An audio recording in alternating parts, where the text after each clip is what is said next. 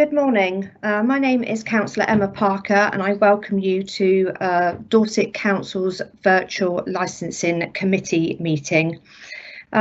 Just a few ground rules I want to go over first. This is a live meeting, so it will be streamed on YouTube. Please keep background noise to a minimum. Please only turn your cameras on when you are speaking. If you wish to ask a question, obviously in the chat bar, if you could put an RTS, and the Vice Chairman will be keeping an eye on that for you. And yeah, again, keep background noise to a minimum, that would be great. And I welcome all councillors and officers and democratic services to this meeting this morning.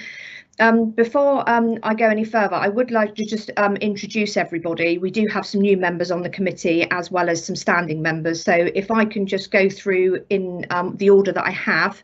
Like I said, my name is Councillor Emma Parker and I'm chairman of the licensing committee. And then if I could go over to my vice chairman, John.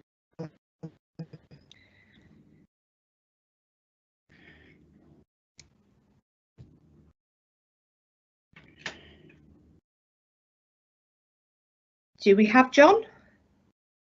John Andrews? Yeah, I did that not off mute thing. Oh, okay. so Morning, I'm John Andrews. I'm vice chair of the licensing committee and I'm from Sherborne East. Thank you. Thank you. Do we have Mike Barron?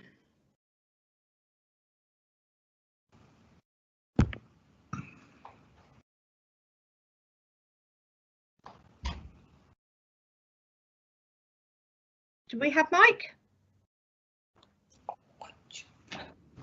No? Okay, I'll come back just in case Mike's having issues getting on. Councillor Derek Beer.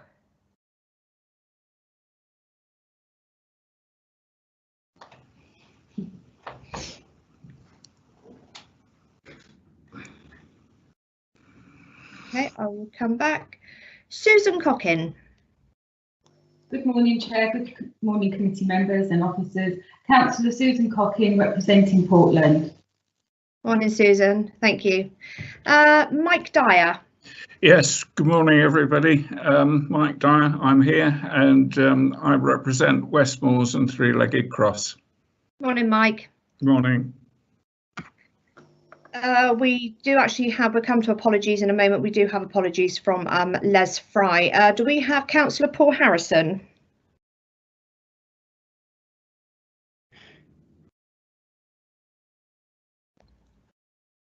Okay, Councillor Brian Heatley.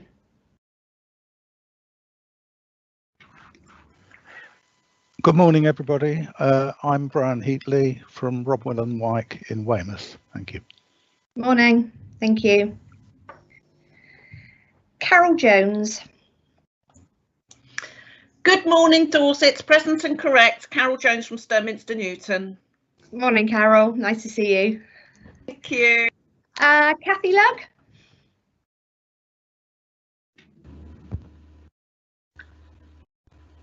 Hi, good morning, everybody. I'm Councillor Kathy Lugg from Furdown North.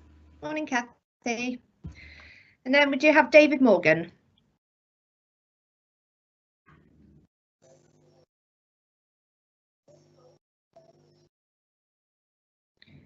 Okay, Julie Robinson.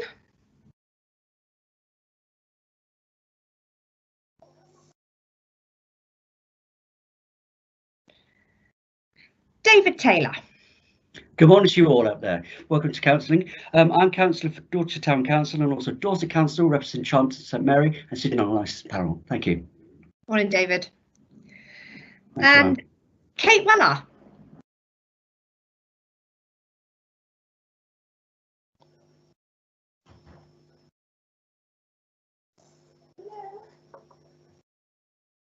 Hi, Kate.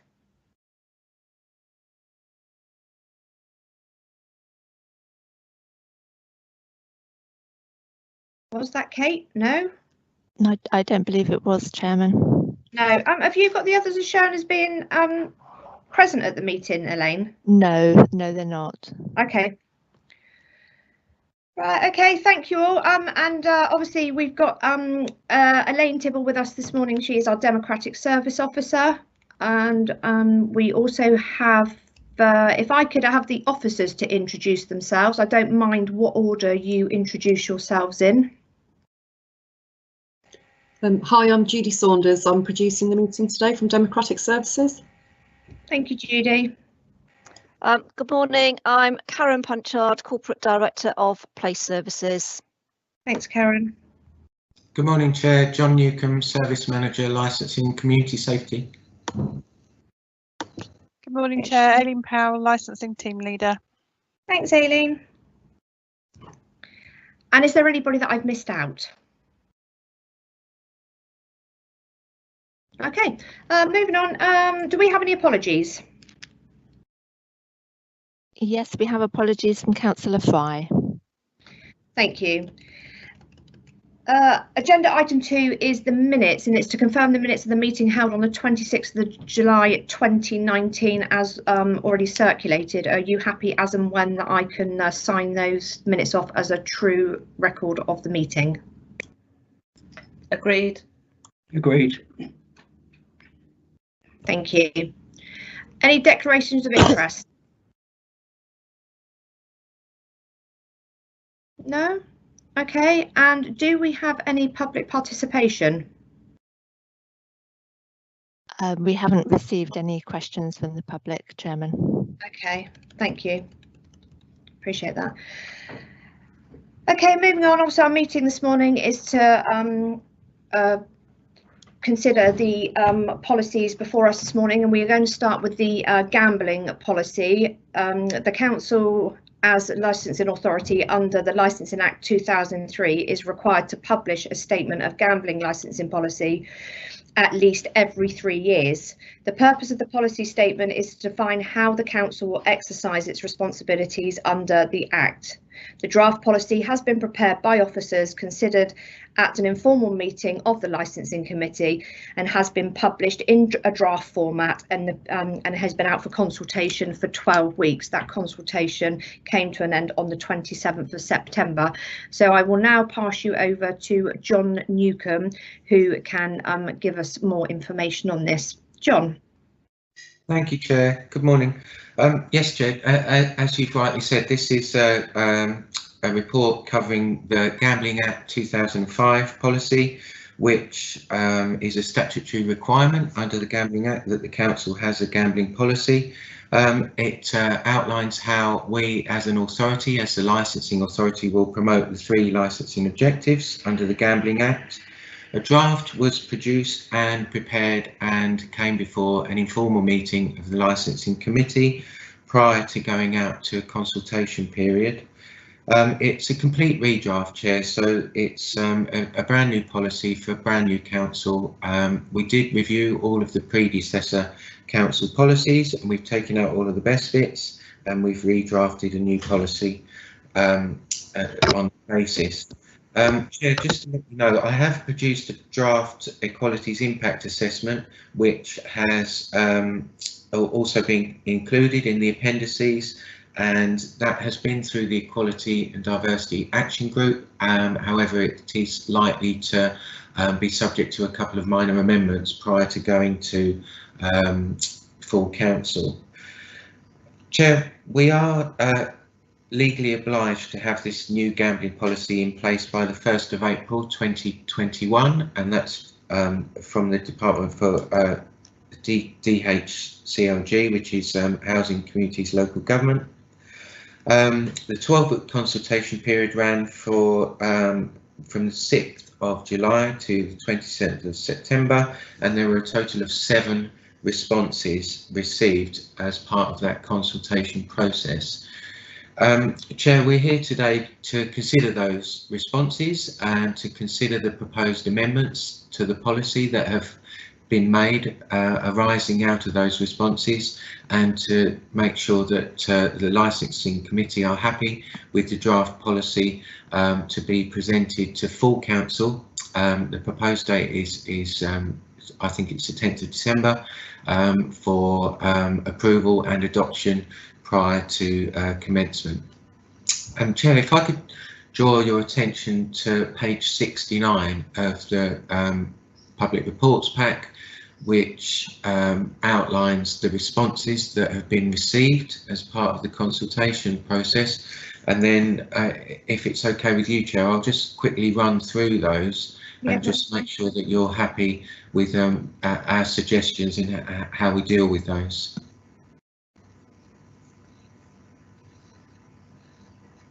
It's quite a long way down. Yeah. No way to get there. Brilliant. Thank you. Thank you very much. We are. Yes. So the majority of the responses, Chair, I won't point them out one by one, but they're basically raising concerns about gambling and the harm that can happen from gambling. The council has a very distinctive role when it comes to gambling. We are just one small cog in the wheel, as it were. The Gambling Commission creates and enforce all of the codes of practice, and we simply issue premises licences. And what we've done, Chair, is we've made the policy as robust as we possibly can in terms of our remit, in terms of our legal regulatory role within gambling. It is a permissive act, which kind of does tie one hand behind your back when it comes to gambling, because there is a presumption that premises licences will be approved when they're applied for, and it can be very, very difficult if you try to refuse licences or you try to revoke licences. However, that being said, we are convinced that we've got a robust policy, that we have a robust enforcement stance, and that we work in partnership with our good operators, and then we engage and we encourage not so good operators to make sure that they're compliant. So we share the concerns with the respondents to the consultation. We have gone through them, we have reviewed them, we have reviewed the policy, and we have made amendments where appropriate, and we will do our very best to ensure that all gambling premises within Dorset Council area do operate in accordance with the Act.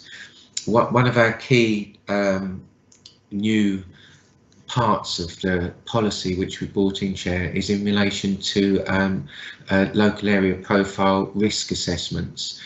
Whereas we don't actually have a local area profile at the moment, we do still review those risk assessments that premises have prepared, and we make sure that they're taking into consideration all of the local specific factors which could affect their operation, and in practical terms that means, you know, are they near to schools, are they near to rehab centres, are they making sure that they're looking after people who might be vulnerable or at risk or have gambling addictions, are they making sure that their premises are safe in relation to underage gambling, that kind of thing. And we have a robust inspection regime. We've never sent back a nil return to the Gambling Commission. We always do our inspections, and we're just reviewing how we do those at the moment. So I think I'll leave it at that, Chair, if that's all right with you, and I'm happy to take any questions either about the policy or the responses. And thank you, Chair. Thank you, John. Do I have any questions from councillors for John regarding the gambling policy? Yeah, Carol Jones, Chair.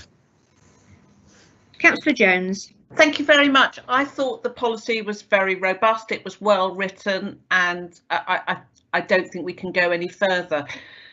The problem is, I can understand people worrying about children being influenced and so on, but I would be interested to know, do we actually know how much more gambling is done online than it is by actually going into a physical premises? Because I think that's probably where the danger lies much more so, and I wonder whether we should just make that point and ensure that we put that out to residents, that because we can't control the online at all, can we? I'm happy to pick that up, Chair. No, you're exactly right. It is a huge problem nationally, and there's a lot of work underway to understand the harms from online gambling. We don't have a regulatory role when it comes to online gambling. That's managed through the Gambling Commission. However, we are able, as an authority, to raise awareness. We are able to work with partners, support services, and we are able to assist those residents who may be suffering the ill effects of gambling addictions, etc. We're currently working with yourself, Chair, on a gambling awareness event and promotional activity where we will be looking at exactly that. So work is underway within Dorset Council to try and tackle the unseen harms from gambling. However, it's not permissible to include that within this policy. So this policy is as robust as it can be within our remit, and other work is underway as an aside to try and deal with the other effects. Thank you very much, John. I appreciate that. Next question is from Brian Heatley, Chair. Councillor Heatley. Thank you, Chair. I'm afraid this isn't a question, it's a comment. First of all, thank you for an extremely comprehensive draft, which seems to cover all the bases. I felt a great deal of sympathy for all those public comments that expressed worries about the dangers of gambling, the effects on young people and so on and so forth. And I fear the problems lie in the act, but not in our response to it. I'm satisfied that this draft goes as far as we can in trying to control gambling, such as it falls to us in Dorset. Thank you. Okay, so the next RTS, is David Taylor. Yeah, good afternoon. Thank you. Councillor Taylor. Thank you very much, Emma and John. Just to note, the fact is that we've done the best with this act possible for Dorset, which is absolutely brilliant. I must say it's come out really well. But I'm wondering if we're working in partnership with our MP, Chris Loader, and various other MPs to see whether we can have some balance in Parliament to go through with it on that end as well. That's just the question. Thank you. I believe that the North Dorset MP, Simon Hoare, is involved in some talks with YGAM and helping young people within North Dorset. I will be speaking to him, and that's something that I will be talking to Chris Loader about as well. So thank you for raising that. Appreciate that. And just going back to Carol's question, a really good question, Carol. It is a huge concern that I think we all have with online gambling.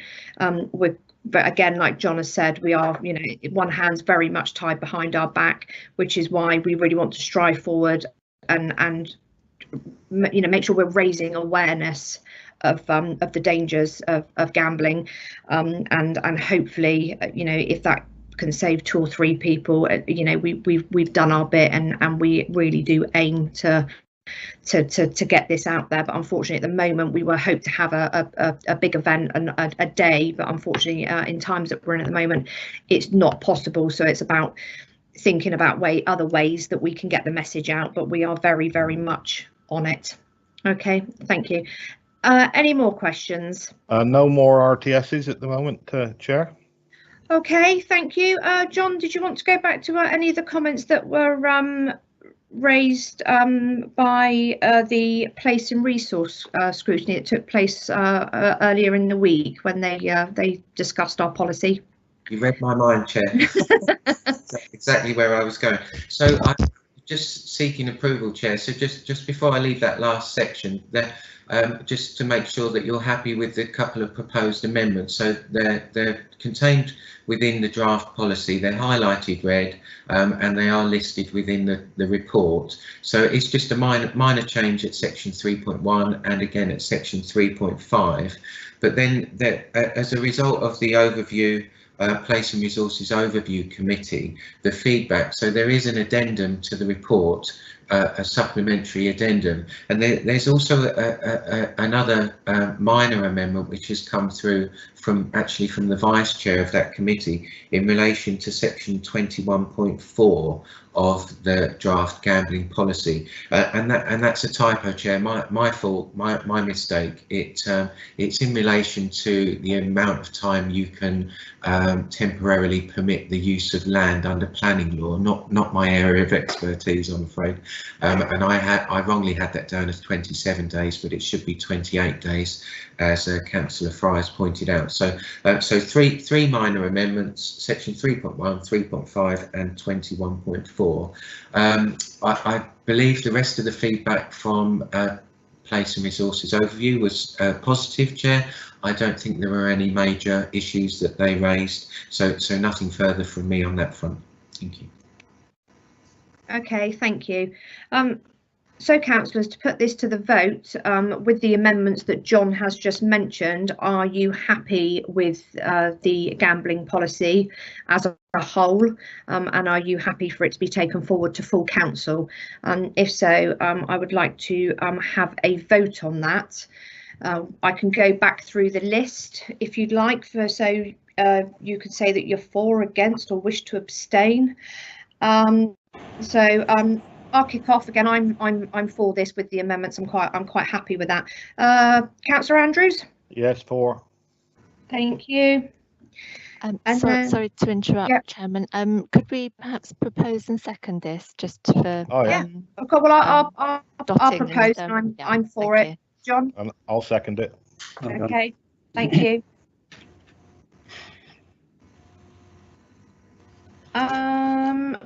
Now it's Mike Barron. I don't know if Mike made the meeting, or Derek Beer. Okay, Susan Cooking. For the policy, Chair. Thank you. Mike Dyer. For, Chairman. Thank you very much. We had apologies from Les. Paul Harrison. Okay, Brian Heatley. Yes, Chair, for with the amendments. Thank you. Carol Jones. For with the amendments. Kathy Lugg. For with the amendments. David Morgan. For with the amendments. Thank you very much. Julie Robinson.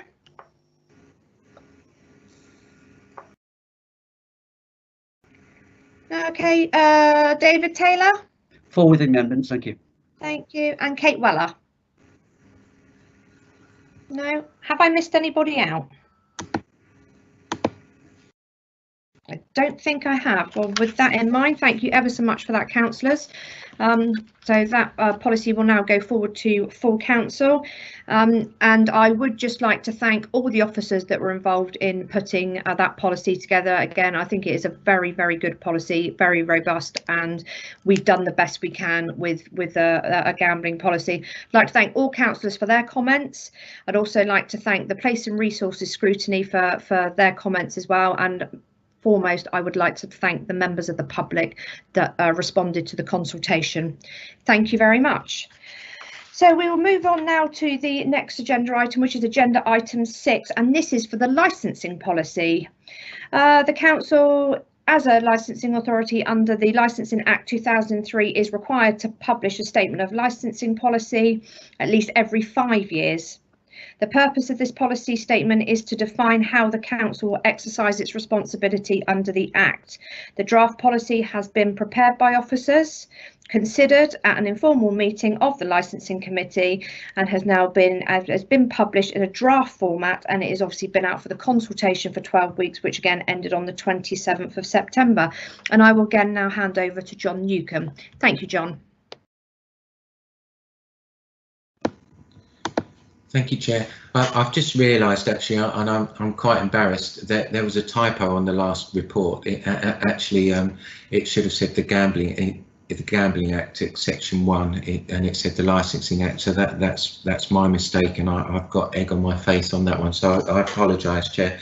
So this is the Licensing Act 2003. This one.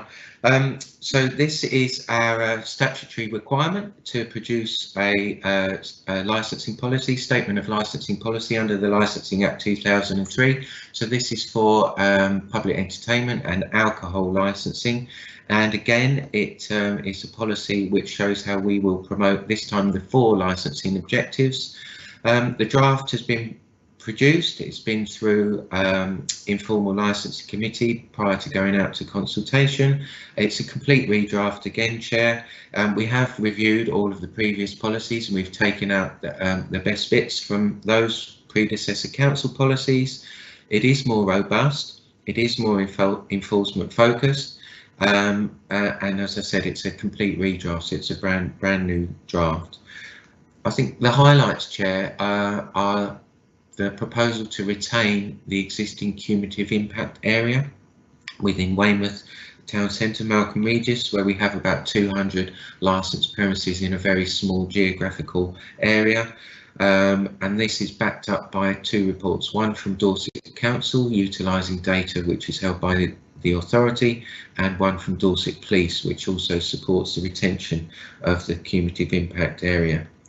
Again, Chair, the draft Equalities Impact Assessment has been through the Equality and Diversity Action Group, but maybe subject to minor change, especially in relation to its format, prior to it going to full council. However, the main thrust of the assessment will not change. It will probably just be formatting. So yes, Chair, so over to the consultation. So again, 12 weeks, exactly the same period, 6th of July to 27th of September. We are legally obliged to have this policy in place again from DHCLG by 1st of April 2021, which we are on target to achieve. And as a result of the consultation period, Chair, there were 24 responses to the Licensing Act policy. That I will look at those in slightly more detail in a moment, Chair, but just to summarise those responses, 16 of them were in support of retaining the existing cumulative impact area, including 7 which actually suggested that it ought to be expanded. There were no objections to retaining the cumulative impact area at all, Chair. And it was all of the responses again provided within the report and summarised at Appendix E. If it would be possible, if you wouldn't mind, whoever's got control of the document, just to whiz down to Appendix E, which is part of the second report. It's quite a long way down, I'm afraid. I'm just checking which page. 163, if that's okay.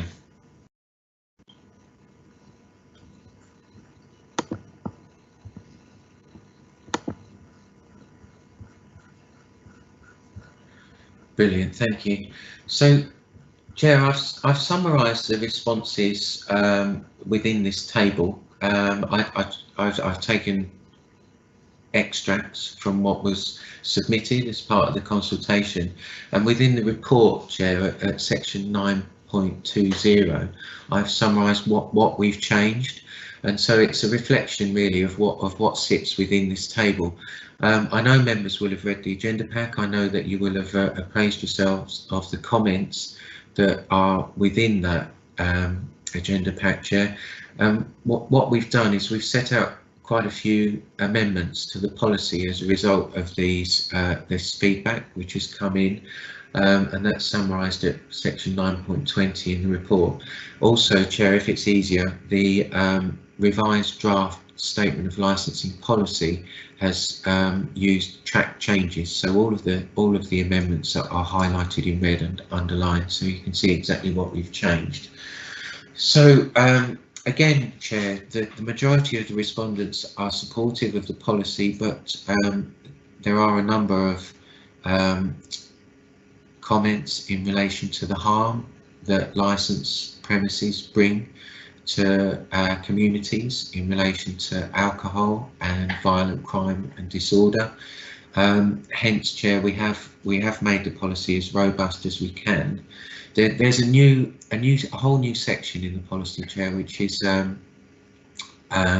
set of model conditions, a pool of model conditions that can be utilised when considering applications for new premises licences and variations where there have been objections, and this is included in the last section of the policy, which we feel will be a useful tool for the committee when considering operating schedules for licensed premises. Chair, I don't really want to go through all of the representations. I know that we've had a big long discussion about them at informal meeting of licensing committee. I have summarised all of the changes. We have changed quite a fair bit of the policy as a result of these comments, and I'm happy to take any questions in relation to the policy or the public responses or responsible authority responses. Thank you, Chair. Thanks, John. Again, I'd just like to say thank you so much for the policy. Again, it's a really good policy, really robust policy. I think you've taken everything into account that we had from the members of public, and I would just like to say that I'm really a big fan of these new model conditions. I think that's gonna work really well for us again. So I thank you for another really good policy.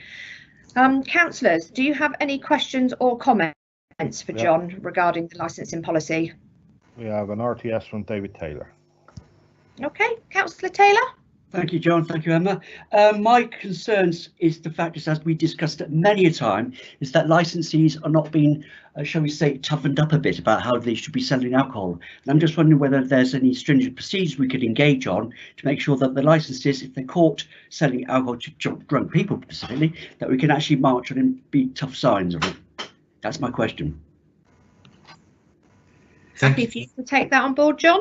Yes, of course, I'm happy to pick that up. As you'll be aware, Chair, there has been a slight shift in the approach of Dorset Council in relation to problematic premises of late. We have seen our first revocation for premises that wasn't being run properly and was causing a large amount of issues in relation to crime and disorder. In actual fact, 3 of the licensing objectives. We have got a very robust inspection regime. We do visit our licensed premises. We have a number of licensing enforcement officers that are out and about. I think we did a huge number of visits last weekend. I think it was over 40 actually. So we are out and about. We are visiting our licensed premises. We are talking to them, not just about Licensing Act issues, but also about COVID-19 issues at the moment, as you would expect. We are robust. We're as strong as we can be within the confines of our regulatory abilities. So we follow the police's approach, where we engage, we encourage, and we explain, and our last resort is to enforce. But we do enforce where we need to, and as you'll be aware, Chair, we enforce robustly if necessary. That's excellent news, John. Thank you very much. An excellent report. Thank you. Next we have Carol Jones. Thank you. At the Place and Resources Committee earlier this week, when they were talking, well, we were all talking about the late night levy. I understand that if we were to introduce a late night levy, that has to be blanket across the whole area. Is it not possible that you can have a more targeted approach, so that if you've just got, 1 or 2 particular premises, we can't deal with those on a separate issue? Or is it blanket across the whole Dorset? It just seems very unfair to be blanketed across the whole of Dorset if we have to look at a late night levy.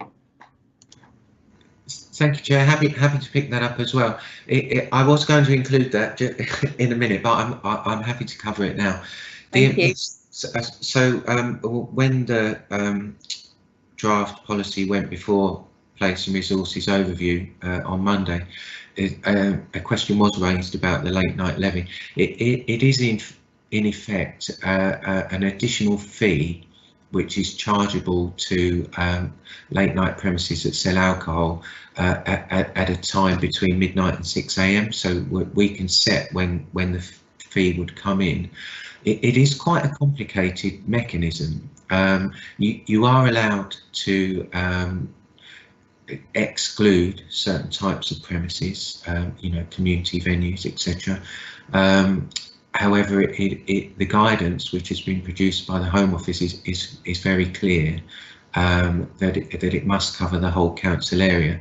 The majority of our premises are in Band B, which means that they pay an annual fee of around £180. And if we introduce a late night levy, this would add just shy of another £800 to their fee. And if they wish to, they could surrender that extra late night part of their licence in order to avoid the fee, free of charge, which we suspect quite a few premises may well do. It is controversial where local authorities have introduced these late night levies before. There has been a lot of opposition, particularly from economic development, business representations and local businesses that are affected. I think it's a matter for the committee to consider whether it's right and appropriate to introduce a levy at such a time as this. However, that being said, that's something which I've undertaken to do, Chair, that you'll be aware of, is to work with licensing team leader Aileen to prepare a summary report as to what that might look like. So what the likely impact would be, how many premises would be involved, how many would be likely to surrender their licenses, what the kind of income generation from that would be, how much of that would come to the council, how much of that would go to the police, how the police would be likely to spend it. So it's quite a big piece of work. It's not something we should rush into, but it is something I'm happy to undertake on behalf of the committee, bring that back to a later meeting, and then let members decide what's best for Dorset. Thank you. Next we have Kathy Lugg. Thank you. Councillor Lugg. Sorry, it takes me a while to unmute. It's a comment, really. Our policy appears robust and we have good enforcement generally, but our planning system has to take some responsibility for this as well, because I've seen it in other areas, but in my area, we've got a very successful pub which has a live music licence and has live music events outdoor and a large children's play area. And next door to it, the only property that's affected by it is a very small bungalow on a very large plot of land. But we've had repeated applications in to build a dementia home next door to it. And you just know that when permission is granted, what they're going to start doing is complaining about the noise, and that business will then come to the attention of our licensing people when there hasn't been a problem before. So it's just something, you know, just a comment on this. Thank you. Thank you, Chair. I'm happy to pick that up. I'm not an expert in town and country planning legislation. However, I have been doing licensing for quite a while, so it has come across my desk before. So where there are two sets of permissions, if the planning permission says that you need to close at 10 but the license says you need to close at 11, it's the lesser of the two that applies, and if you decide to breach one or the other, then enforcement action can be taken under that specific legislation. The Planning Authority are a responsible authority. I think when the Licensing Act came in, there was a view that the two systems would be more aligned than they are, that where a premises had asked for later hours and it wasn't permissible under the planning permission, that planning would object and that the licence would reflect the planning situation. However, it's a lot more complicated than that. There's no hard and fast rules as to what license you can apply for first and what license you need to get in place before you do the other. And we have this situation, and it's quite common across the country, where you've got an agent of change which comes in, and so you've got a pub or a premises that's been there for hundreds of years, and then somebody builds something next door, and then you get a series of complaints about the original premises. I understand there is a desire within government to try and tackle that. I don't know how far that's got. I'm happy to pick that up with planning colleagues to see where we are with that. But I'm afraid it is an all too common occurrence that you get situations like this where an operator is merrily going about their business, and then something changes, and then their license is in jeopardy. But each application on its own merits, each review on its own merits. If such a situation were to come before the licensing subcommittee, then they could take that into consideration, and they could look at, you know, how long the license has been in place, how many problems there have been previously, and then what's changed. And if it's not the licensee that's at fault, then the decision could reflect that. So I think we're covered. However, it is a problem. It's a problem nationally. Thank you, Chair. Thank you. Thank you. Thanks, John. Next one's Brian Heatley. Councillor Heatley. Thank you, Chair. I come from Weymouth, and the number of licensed premises in Weymouth colours the two things I want to say. I was going to ask very similar questions about the late night levy to Councillor Jones. I think that it's pretty much answered what concerned me. I felt that the paper as drafted rather dismissed the possibility that we might ever have a late night levy. I can imagine that circumstances could arise in Weymouth where we'd want to think about it, and so I welcome very much the notion that we will now have some kind of summary report on what might be done in terms of a late night levy for future consideration. So I think that's slightly different from what the paper currently says, which seemed to me to rather suggest that we would not do so.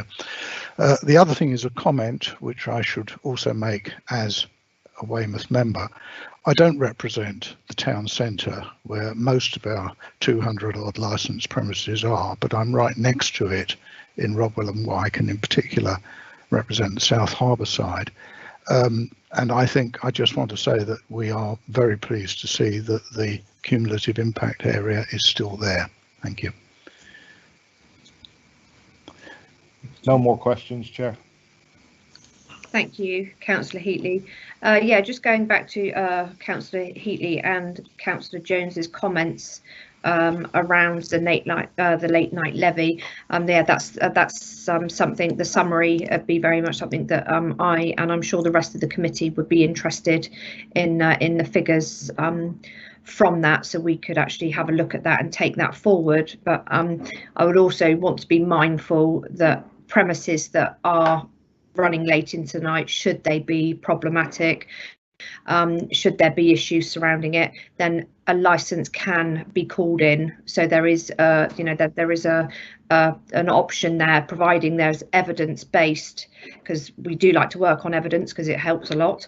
But there, if we've got the evidence there, then an application can be called in, and obviously we can take steps from there as to putting a late night, like Councillor Jones said, putting a late night levy on everybody doesn't seem to be very fair, and it concerns me, especially with the times that we're in at the moment, to put a late night levy on certain premises.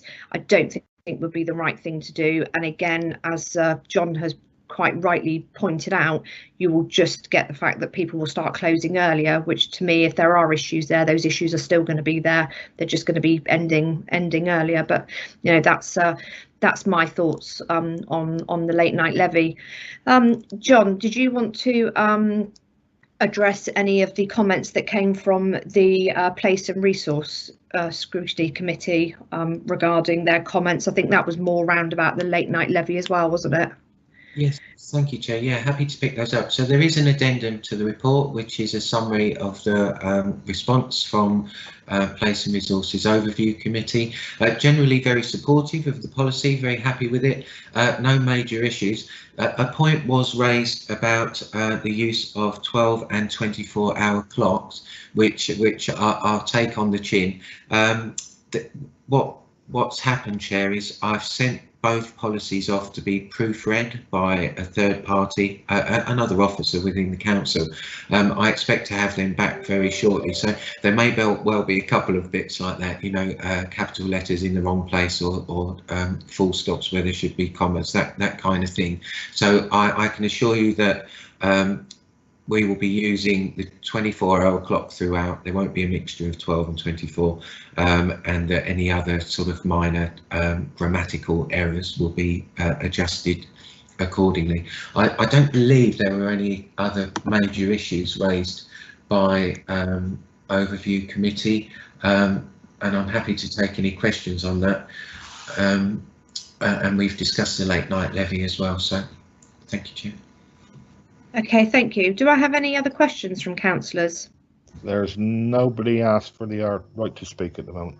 Okay, with that in mind then, can I have a proposer that we take this, the licensing policy to full council as it is, obviously with our bits in red that we've now got for the final draft, and obviously the spell checks that might come back. Happy to propose, Chair. Carol Jones. Carol Jones, thank you, Councillor Jones. And do I have a seconder? Happy to second, David Taylor. Okay, so we have two then. I have Councillor Jones proposed, and do we have Taylor second? Thank you, yes. Okay, I will just go through the list. Obviously, again, I'm fully supportive of this policy. Again, another good policy. So thank you again for that. Councillor Andrews. 4. Councillor Barron.